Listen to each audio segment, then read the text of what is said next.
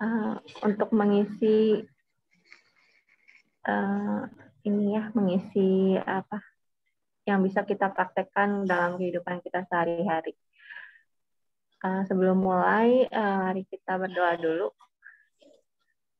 Tuhan, Allah Bapa yang bertahta dalam kerajaan surga, thank you Tuhan buat siang hari ini. Kau boleh mengumpulkan kami bareng-bareng Tuhan buat persekutuan. Kami boleh punya satu kerinduan Tuhan untuk mendengarkan firman-Mu, untuk diisi Tuhan oleh air yang hidup Tuhan. Maka biar firman-Mu Tuhan yang disampaikan oleh Evangelis George Tuhan boleh sungguh menjadi benih yang bertumbuh Tuhan, nyata dalam kehidupan kami sehari-hari Tuhan, sehingga kami boleh semakin diubahkan karakter, sifat, dan perbuatan kami Tuhan boleh semakin mencerminkan Kau. Tuhan, Kau yang berkati Tuhan, Evangelis George yang akan menyampaikan firman-Mu, biar apa yang telah dia persiapkan Tuhan, boleh Kau berkati Tuhan, Kau yang berikan hikmat Tuhan, supaya semua yang keluar dari mulutnya boleh sesuai dengan hati-Mu saja Tuhan, dan menyenangkan-Mu. Thank you Tuhan, berkati semua laptop, HP, sinyal yang digunakan Tuhan, supaya setiap yang datang dalam persekutuan ini boleh sungguh mendengarkan dengan jelas Tuhan, boleh sungguh menerima pesan dari-Mu Tuhan. Kau yang pimpin persekutuan ini dari awal permulaan hingga akhirnya. Dalam nama Tuhan Yesus kami berdoa dan ucap syukur. Amin. Amin. Lagi persekutuan, Mam. Ada Evangelis George, saya langsung persilahkan nih untuk membagikan firman Tuhan. Oke. Terima kasih atas waktunya. Terima kasih juga untuk persekutuan Polasuri yang sudah mengundang. Terima kasih atas waktunya dan kesempatannya. Perkenalkan sebelumnya nama saya Josh Yohanes. Saya tuh suami dari satu istri dan 2 anak. Tinggal kami di Taman Kopo Indah. Kami bekerja dan berusaha di bidang tas. Jadi jahit-jahitan, kita di bidang tas. Dan saya beribadah di gereja GBI Stairway from Heaven di Mekarwangi. Saya pelayanan di bidang pemuritan dan komunitas Komsel. Mungkin itu aja perkenalannya. Selamat siang juga untuk teman-teman yang saya lihat dahsyat dan luar biasa.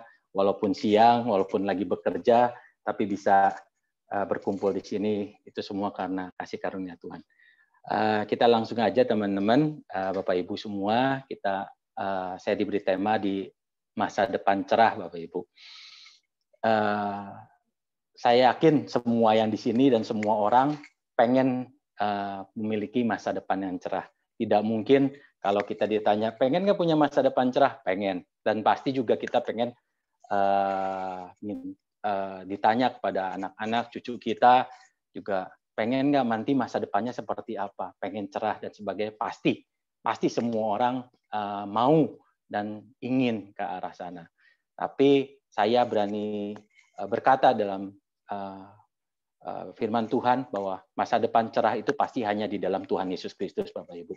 Tidak ada di tempat lain, hanya di dalam Tuhan. Kita masuk ke firman Tuhan di Yeremia 29 ayat 11, Bapak Ibu. Kalau misalnya ada yang punya Alkitab, misalnya, atau Alkitab, ataupun tab, ataupun handphone, kita bisa buka sama-sama di Yeremia 29 ayat 11. Ini sebenarnya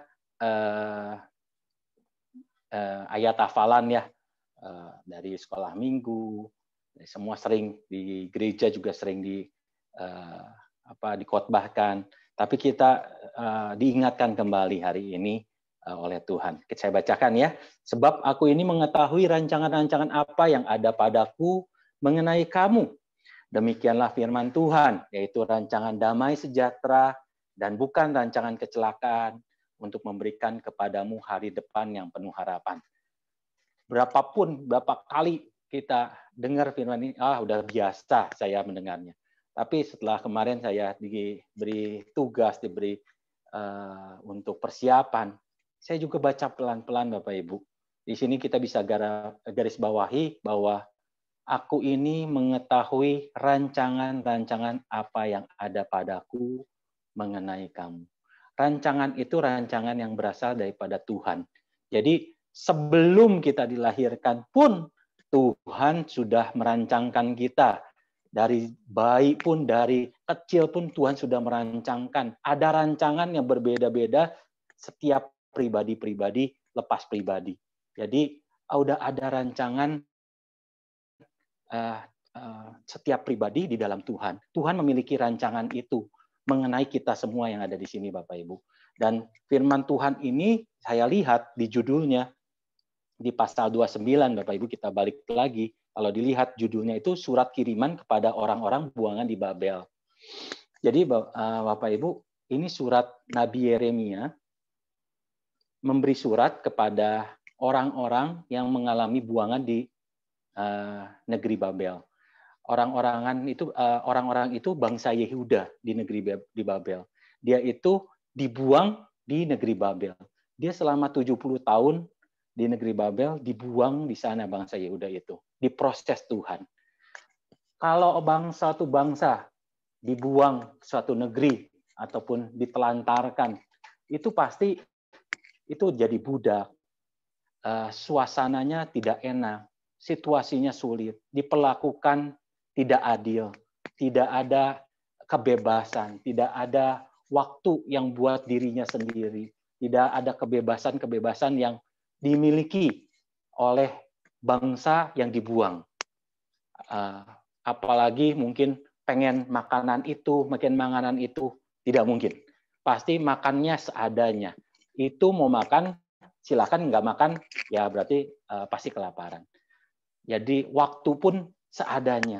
Jadi yang pasti disuruh kerja rodi, tidak memiliki hak seperti orang merdeka pada saat itu. Nah, mungkin juga keadaan ini yang kadang-kadang kita alami, Bapak Ibu. Sekarang ini, dulu kita punya kebebasan yang sangat luar biasa ya. Kita mau kemana-mana mudah. Sekarang ini, zaman pandemi, Bapak Ibu, COVID-19, kita alami juga, bukan jadi pembuangan, tapi kita mengalami hal-hal yang terbatas. Segala sesuatu terbatas. Waktu terbatas. Kita sekarang ini harus memakai masker. Yang tidak seperti biasanya, yang bebas tidak tanpa masker, ketemu orang bebas bersalaman, berpelukan, kita harus jaga jarak. Terus ada PSBB yang penuh dengan aturan-aturan yang sekarang ada PSBB lah, ada apalagi pembatasan-pembatasan yang lainnya, bahwa kita dibatasi segala sesuatunya. Tidak boleh berjualan, dimakan di tempat tidak boleh. Terus harus tutup jam 7, jam 8 orang yang jualan. Jalanan ditutup. Mungkin juga ke gereja juga ada yang masih tutup, ataupun ada yang beberapa sekarang ini udah ada yang bisa onsite. Jadi bencana-bencana juga banyak terjadi sekarang Bapak Ibu. Baik di Indonesia, di negara-negara lain juga. Itu terjadi bencana. Bencana longsor. Kemarin kita dengar puting beliung, kebakaran, banjir bandang. Terus juga kita ada krisis ekonomi, ya, PHK di mana-mana. Mungkin ada yang gaji dan THR yang tidak dibagikan atau dipotong dan sebagainya. Itu bukan hanya terjadi di Kota Bandung saja, tapi di Indonesia bahkan di dunia. Semua mengalami pembatasan. Nggak seperti dulu lagi. Mungkin seperti kayak terkurung gitu. Kok kita tidak bisa keluar kota, tidak bisa keluar negeri, dibatasi segala sesuatunya. Situasi yang tidak enak, tidak menyenangkan, tidak biasa. Tapi di situasi seperti itu, teman-teman, Bapak Ibu, Tuhan berjanji bahwa suatu hari kelak Tuhan akan bebaskan bangsa Yehuda dari bangsa di negeri buangan Babel, dan akan mengalami hidup yang diberkati. Saat itu mungkin belum terjadi keadaannya. Apakah langsung sudah bebas? Tidak. Apakah sudah langsung diberkati? Tidak. Tapi firman Tuhan ya dan amin. Firman Tuhan melalui Nabi Yeremia dikirimkan surat itu kepada bangsa Yehuda di negeri buangan Babel. Katakan bahwa aku mengetahui rancangan-rancangan apa yang ada padaku mengenai kamu. Demikianlah firman Tuhan. Rancangan damai sejahtera dan bukan rancangan kecelakaan untuk memberikan kepadamu hari depan yang penuh harapan. Bapak Ibu, saya selalu mau menggarisbawahi tentang rancangannya. Rancangan Tuhan, rancangannya berarti rancangan Tuhan, Bapak Ibu. Mengenai kamu, mengenai saya dan Bapak Ibu di sini. Semua yang ada di sini, yang hadir di sini, itu Tuhan memiliki rancangan pribadi, lepas pribadi. Rancangan itu seperti planning, Bapak Ibu. Buat planner. Plannernya yaitu Tuhan. Di kantor saya, itu kita ada planning produksi selama 3 bulan, 6 bulan. Itu dibuat oleh marketing, rencana-rencananya di-ACC-kan marketing sama manajer marketing, akhirnya dikasihkan ke planner, planning produksi, akan dibuat sekian banyak barang, dibuat planningnya, diberikan bahan bakunya, diberikan bahan kainnya untuk dijahit, dibuat DKBA-nya, dibuat prosesnya dari pola, marker, cutting, proses jahit, finishing, QC, packing, itu ada rancangan di dalam suatu perusahaan, Bapak Ibu. Dan mungkin juga di perusahaan Bapak Ibu juga pasti ada. Dan rancangan itu harus dibuat sebelum barang itu jadi. Tidak mungkin barang itu tiba-tiba sekonyong-konyong, tiba-tiba barang tuh tiba-tiba plak jadi, nggak mungkin. Tapi ada rancangannya. Nah, Bapak Ibu, yang perlu kita perhatikan di sini dalam firman ini bahwa Tuhan punya rancangan di dalam setiap pribadi kita. Pribadi saya, Joe, itu Tuhan punya rancangan. Pribadi mungkin tadi yang Fani, Tuhan punya rancangan. Untuk Bapak Ibu semua, Tuhan punya rancangan pribadi lepas pribadi. Bukan semua orang untuk semua orang, seperti matahari yang dinikmati semua orang. Tidak. Tapi ini rancangan pribadi lepas pribadi mengenai kita. Jadi Tuhan tuh sudah sebelum segala sesuatu, Tuhan sudah punya rancangan. Rancangannya apa, Bapak Ibu? Rancangannya adalah damai sejahtera. Damai sejahtera, rancangan hal-hal yang baik. Hal-hal yang baik. Dan dikasih tahu lagi, ditegasin lagi, di kata-kata selanjutnya ada, bukan rancangan kecelakaan. Jadi, betapa bahagianya, betapakah sukacitanya kita kalau misalnya kita mendengar, oh rancangan damai sejahtera itu ada dalam hidup kita. Bukan rancangan kecelakaan loh. Dan yang terakhir ya ditegasin lagi, masa depan yang penuh dengan harapan. Jadi selalu ada harapan di dalam Tuhan. Tidak ada yang sekarang-sekarang ini yang saya tahu, Bapak Ibu, kita banyak yang putus asa ya. Banyak yang krisis, banyak yang putus asa, takut keluar, takut untuk ke gereja, takut melangkah untuk berusaha, takut melangkah untuk mengadakan planning ke depan, kita nggak tahu mau seperti apa. Tapi di dalam Tuhan, masa depan penuh harapan. Ada harapan di dalam Tuhan. Nah, apa yang harus kita lakukan, Bapak Ibu? Ada 3 yang saya bisa bagikan, Bapak Ibu. Yang harus kita lakukan adalah, yang pertama adalah pegang janji Tuhan. Menerima janji Tuhan. Yusuf itu, kisah Yusuf, itu dia memegang janji Tuhan. Selama 13 tahun, Bapak Ibu. Dia memegang janji Tuhan dari kecil. Kalau dia nggak pegang janji Tuhan, mungkin hilang lapun. Tapi dia dari kecil memegang janji Tuhan. Kita mungkin sekarang ini, pandemi yang kita hadapi, ya kita harus jalani hidup senormal mungkin, Bapak Ibu. Kalau memang harus pakai masker, pakai masker. Pakai face shield, pakai face shield. Cuci tangan. Pakai hand sanitizer yang dibawa kemana-mana, pakai hand sanitizer. Kita harus jalani hidup senormal mungkin. Menyesuaikan diri dengan ketidaknyamanan yang ada keadaan ini, ya kita sesuaiin diri. Jangan kita malah, nggak mau pakai masker, nggak mau pakai ini. Ya itu salah. Harus menyesuaikan diri dengan ketidaknyamanan tanpa mengeluh. Jadi berkat buat orang lain. Membawa damai, bukan pembawa masalah. Ketika kita menerima janji Tuhan, pegang janji Tuhan itu, kita ada harapan di dalam Tuhan. Seperti Yusuf yang selalu memegang janji Tuhan. Yang kedua, Bapak Ibu, bersabar. Menikmati proses. Kalau Yusuf bisa 13 tahun, Musa mungkin 40 tahun, Daud 15 tahun. Bapak Ibu, kita baru, ini mungkin kita udah setahun mengalami keadaan ini ya Bapak Ibu, dari Maret sampai April, udah hampir setahun lebih kita mengalami pandemi ini. Tapi bersabar, nikmati proses. Kita yakin ada maksud Tuhan di dalam setiap keadaan ini. Tidak mungkin selamanya Bapak Ibu keadaan ini.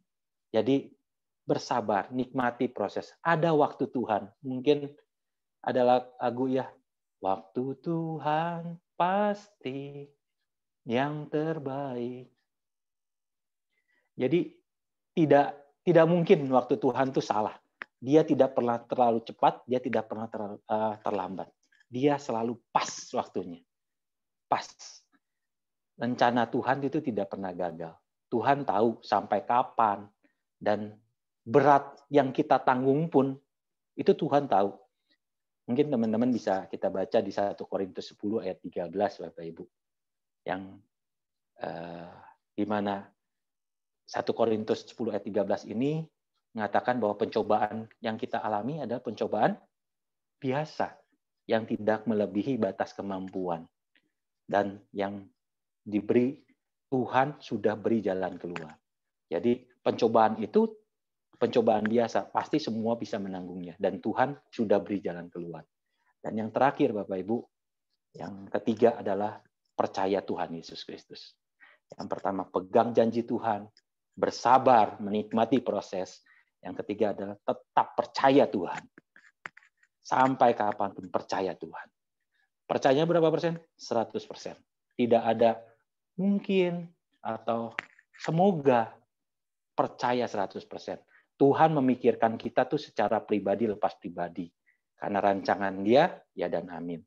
Bukti Tuhan memiliki rancangan bagi kita pribadi, kita beda. Rancangan Joe dengan Bu Fani, dengan teman-teman di sini pasti beda. Tidak perlu takut akan masa depan, Bapak Ibu. Karena rencana Tuhan memiliki tujuan.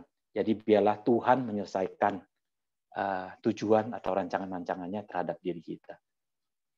Bapak Ibu, kisah Yusuf itu, saya balik lagi ke kisah Yusuf, itu sangat benar-benar luar biasa ya. Saya selalu lihat dia selalu megang janji Tuhan, selalu bersabar nikmati proses, dan selalu percaya sama Tuhan. Dia pertama-tama dibenci sama saudara-saudaranya ya, sama kakak-kakaknya, dan saudara-saudaranya iri kepada Yusuf ya. Terus dimasukin ke lubang sumur. Ada di sini yang pernah mengalami dibuang ke sumur sama saudara, ataupun ada yang dijual sama saudara, ataupun kakak atau adik, ada pernah yang mengalami dijual? Saya rasa belum ya, tidak pernah mengalami. Tapi ini Yusuf itu dijual ke Mesir. Seharga berapa? 20 sikal perak. Ke saudagar Midiannya. Terus jadi budak di sana. Difitnah oleh tante Potifar. Dimasukin ke penjara. Dilupakan oleh rekan sepenjaranya, yaitu juru minum. Itu terus proses Tuhan. Tapi Yusuf tetap tegar. Selalu pegang janji Tuhan. Selalu bersabar. Tenang. Dilupakan sama juru minum. Tenang. Sabar. Tenang. Dan selalu percaya sama Tuhan. Kisah Yusuf. Mungkin saya sedikit kesaksian tentang saya. Di sini juga ada papa saya. Sebagai hamba Tuhan juga. Kita itu diproses Tuhan juga, Bapak Ibu. Sebelum kita sekarang ini semua melayani, kita juga selama Mama 26 tahun Mama berdoa buat keluarga, Bapak Ibu. Supaya Papa bertobat, supaya Papa itu tidak main judi lagi, tidak utang sana-sini yang membuat jadi tetangga, saudara-saudara yang lain nagih hutangnya ke rumah gitu. Karena saya dulu masih kecil, saya juga tidak tahu itu ada penagih hutang yang selalu datang ke rumah gitu. Dan kalau ada penagih hutang datang ke rumah, saya ketakutan. Saya ngumpet di kulkas ataupun di pinggir mana, saya ketakutan. Mama berdoa, teman-teman, Bapak Ibu. Mama berdoa selama 26 tahun, diproses Tuhan, naik turun. Papa bertobat, main judi lagi. Bertobat, main judi lagi. Nah, kita sebagai anak-anaknya, ya kita nggak tahu ya, karena kita masih kecil. Tapi senang aja ketika Papa pulang, Papa selalu membawakan hadiah, coklat, dan sebagainya. Ya, kita habis pulang dari kerja dan senang. Tapi ternyata Papa itu main judi, dan habis uangnya, dan selalu habis, kalah, dan habis. Dan Mama selalu berdoa. Dan ketika terjadi pemulihan terjadi keluarga, Papa bertobat, Mama bertobat, sisi keluarga bertobat. Ketika berdoa, pegang janji Tuhan, bersabar, percaya sama Tuhan. Akhirnya seluruh keluarga sekarang melayani di gereja GBI Stairway Papa sebagai ketua pembangunan, dipercayakan uang pembangunan sekarang ini, Bapak Ibu. Wah, luar biasa. Kalau bukan kasih karunia Tuhan, tidak mungkin seorang penjudi itu masih diberi kepercayaan untuk memegang uang pembangunan. Tapi Papa sudah clear, sudah beres. Saya juga clear, saya, istri, dan anak-anak semua juga melayani Tuhan. Sampai cucu-cucu melayani Tuhan. Semua karena kasih karunia Tuhan. Karena selalu memegang janji Tuhan. Janji Tuhan ya dan amin. Ada setiap kita semua. Menerima janji Tuhan, bersabar, percaya 100% janjinya. Dengan kita setia, baca firman, mesbah keluarga, doa, beribadah, bersekutu seperti tempat ini Tuhan. Itu sangat-sangat luar biasa Bapak Ibu. Setia, jangan pernah bolong. Dan kalau mungkin kita pasti ujung-ujungnya adalah happy ending Bapak Ibu. Kalau belum happy, pasti belum ending Bapak Ibu. Jadi pasti happy ending. Tinggal pegang janji Tuhan yang penuh dengan harapan. Tuhan Yesus memberkati Bapak Ibu semua. Biarlah firman ini menjadi rema dalam kehidupan kita. Pegang janji Tuhan, bersabar, percaya Tuhan. Pandemi ini pasti akan berlalu. Segala masalah kita pasti berlalu. Masa depan cerah kita pasti ada di dalam Tuhan. Mungkin itu saja yang saya bisa bagikan. Biar jadi berkat buat Bapak Ibu semua yang ada di sini. Buat Papa saya juga. Tuhan berkati Bapak Ibu dan seluruh persekutuan di tempat ini. Mari kita berdoa.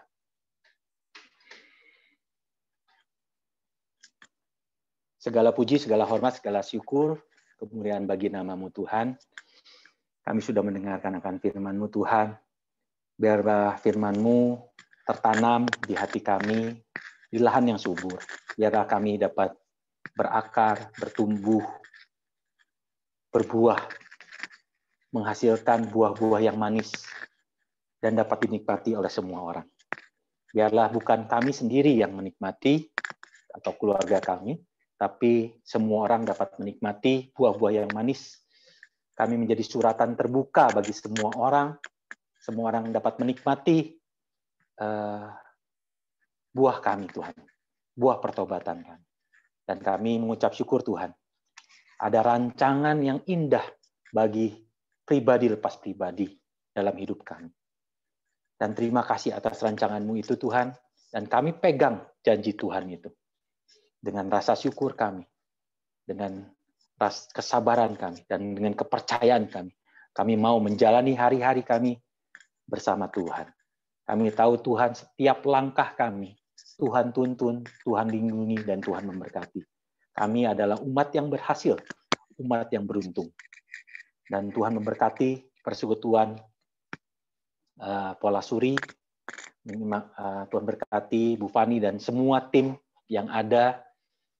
Kami tahu Tuhan, setiap permasalahan apapun yang kami hadapi, kami mengandalkan Tuhan. Kami tetap memegang janji Tuhan.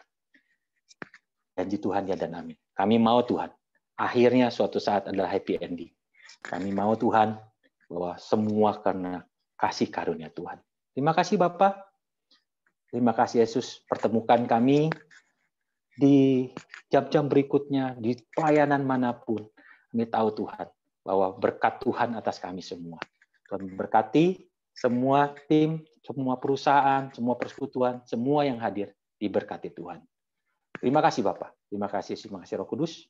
Hanya di dalam nama Tuhan Yesus Kristus. Kami berdoa dan mengucap syukur. Semua yang percaya katakan, amin.